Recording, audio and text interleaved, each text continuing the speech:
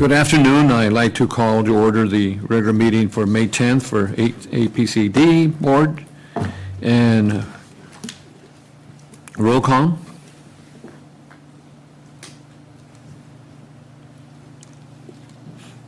Board Member Bennett? Here. Board Member Foy? Board Member Long? Here. Board Member Morgan? Here. Board Member Parks? Here. Board Member Pollock? Here. Board Member Ramirez? Here. Board Member Sharkey? Board Member Tucker? Oh, there it is. And Board Member Zaragoza. Here. Okay, our next item is a Pledge of Allegiance to our flag. Please follow me. I pledge allegiance to the flag of the United States of America and to the republic for which it stands, one nation, under God, indivisible, with liberty and justice for all. Thank you. And the next item is minutes of the meeting for the APCD for Tuesday, April the 12th. Has everybody had the opportunity to read the minutes? You got a Sharkey, made a motion, second by Long. All in favor? Aye. Any opposed? And an abstention from Supervisor Foy. Okay. Item 5 is an agenda review to consider and approve by majority vote any minor revisions to the board items and attachments. Any revisions by the board members or attachments? Okay, if not, do we need a motion for that? No? We're okay? Our next item is public comments, and I have one speaker card, and it's Kevin Tohill. Kevin? Good afternoon, Board of Supervisors, APC staff, and my neighbors. I am Kevin Tohill, and I'm here again to speak regarding the oil facility adjacent to my property in Simi Valley, and hoping for a little bit of help and assistance. The facility needs to be retested. It has now been over a year since the last inspection. This is an unmanned, abandoned oil facility now. During the last inspection, they detected a major leak, even though the facility was shut in at the time. Since then, C.L. Barnett has filed a bankruptcy, and Doggo has filed an order to plug and abandon the wells. As a community, we are worried about another major leak. Without an inspection, we don't know the current status of the facility. Even though permit 1146 did not get renewed, it is my understanding that it is void until June 30th, 2017. But an operator could step in and restart the facility under this permit number until then. Due to the fact that this facility is unmanned, abandoned, and shut in, would it be possible for APCD to test it more than once a year, since no one's checking the facility, maybe once a quarter? Please, whatever assistance the board can give us would be appreciated. Also, Doggo has filed an order to plug and abandon the wells. But unfortunately, this order does not obligate Doggo to perform the abandonment work, but rather establishes the division's statutory authorization to perform the work should it exercise its discretion to do so. That's the legal terminology. But basically, if we don't work together as a community and encourage and assist Doggo to exercise the right to do so, then unfortunately, it will not happen. So I'm here today asking you, the Board of Supervisors of our community, how do we work together and encourage and assist Doggo to abandon these wells? This facility is a ticking time bomb and needs to be addressed before another major leak occurs. This facility leaks not only methane gas, but also benzene and other VOCs that are harmful to us and our environment. Plugging and abandoning the well should be facility should be the priority for Doggo, because this is an immediate danger to the occupancies and structures surrounding this abandoned facility. So with that said, I want to thank you for your time and your help on assisting me with this journey as I've been trying to resolve this issue since 2013. The board and APCD has helped in many ways, and I hope you will continue to do so. Also, thank you to Peter Foy's office and Brian Miller for all you've done for my family and I. And also, thank you from the members of our community. Thank you, Kevin. Michael, so do we have contact with Dogger, or we can put them together with Kevin, and how do? Absolutely. We've been working with Dogger. We thought basically we had this wrapped up. When we did identify that leak, and just to put it in perspective, a major leak, we're not talking about a lot of gas. We're talking about a leak over 10,000 parts per million, where the time frame to repair it is shorter. This isn't something like Aliso Canyon by any stretch of the imagination. This is I hope just not. something that you need to repair in a timely manner. Okay. We felt that we said without notice of violation, we went to the operator and said, look, if you'll sign a settlement agreement to put in a flare if you plan to reopen and to place it away from the homes, and they signed that. So we thought we had it, and then they walked away from the lease. So we worked with Dogger, the district director, Bruce Hessen.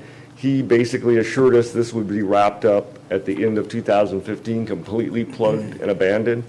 Unfortunately, Dogger and their council and the property owners' council did not reach agreement on an access agreement to perform that plug and abandon process. So they're working on it. Is it That's illegal? right, and we have really been all over Dogger. My staff was on a conference call with their council this morning, and supposedly they're having another call with their contracting division to get out there and have someone go out on the inspection with us. So you'll get together with Kevin then? Absolutely, and the other thing is, we've told Dogger that if you come up with a date you can get out there, we'll move our schedules and we will show up at APCD. And Mike, his staff is really hard to work with Kevin. You're working really with- gracious about trying to get this thing Great. worked out. It's just, like I said, they thought he had it all done. And Mayor Pro Tem? Thank you, and thank you again to the gentleman for continuing your tenacity and bringing this forward. I appreciate it. I would like to ask perhaps our council to give us, at some future point, a report on what the impact is and the responsibility of Dogger, what the impact is of the bankruptcy that they filed on this, and who, if anyone, can make a claim, because sometimes these polluting remnants, they continue to be a problem when the company, for whatever good or bad reason, has walked away. So I'd like to see that come forward, if we can, at some point. Yeah, maybe Michael and county council get together and. I think we could definitely, I think the appropriate way would be have some kind of documentation from Dogger's council, because That's right. they've been Okay. dealing with this. And I would also like to say I appreciate Supervisor Foy's assistance to this family and the community, but sometimes it's important to notify our state representatives that there is, for whatever reason, some difficulty with the state agency. It's important to bring it to their attention. I'm thinking of whoever our senator or assembly person is out there. Thank you. And I think it's much more complicated than just dealing with the state agency. You have to understand, when Dogger goes out there, when APCD goes out there, we can only go with police escort. Okay. We were out on an inspection, there was a pursuit, Simi police left, it went south on us. Oh, boy, yeah, it's not And good. you have to understand that there's, in the neighborhood and with the oil company, there's litigation, and everyone's pointing the gun at each other. Sure. And something as simple as getting access to the site has become extremely complicated. And that's what I was going to Thank you, ask. Mike. If we have litigation, that we need to have it agendized and make sure that we do the proper hearings on that. Any other this is the end of Supervisor? They've been doing a great job really trying to solve this issue. And and his family and some of the neighbors are real close to a thing, and it was fine for a while, but it's at that point we're going to do it and get it done, and they've done everything they could. I mean, they put a lot, I know your staff put a lot of effort into this thing, and we thought we had it, and it sounds like you're going to get it, but it's just got delayed here 4 or 5 months. Yeah, I just want to point out, there is some good news. The tank is still there, but 2.5 years ago, we requested that it be emptied. So at this point in time, that tank bottom, you can never completely empty a tank. That's right, yeah. There's basically what you would call sludge at the bottom. But after 2.5 years, the volatile organics, they're gone. So if that tank breathes, and it's going to breathe with just air in it through the pressure vacuum valve, you're going to hear noise, but you're not releasing air contaminants anymore. Well, thank you, Kevin, and Michael, he'll work with you. Thank you. Our next item is, item number 8 is receive and file the New Source Review Annual Report regarding Rule 26.11, Emissions Reduction Credit Evaluation at the time of use. Michael? Okay, this one's kind of a complicated one. This is our annual report on our New Source Review program. And one thing to keep in mind is that our New Source Review program implements both the California Clean Air Act program and the federal New Source Review program in one rule. So at least we don't ask people to comply with 2 separate rules for the same modification. New Source Review is how you handle, from an air quality perspective, new and expanding facilities in your area. California law requires that when you bank an emission reduction credit, that it must be surplus, and that means it exceeds all regulatory requirements at the time it's banked. Now, federal Clean Air Act is a bit nebulous, but EPA interprets the federal Clean Air Act that emission reduction credits need to be surplus at the time they're used. And what you see right there is you create regulatory uncertainty because you don't know exactly the value of the credits in the bank until you actually try to utilize them.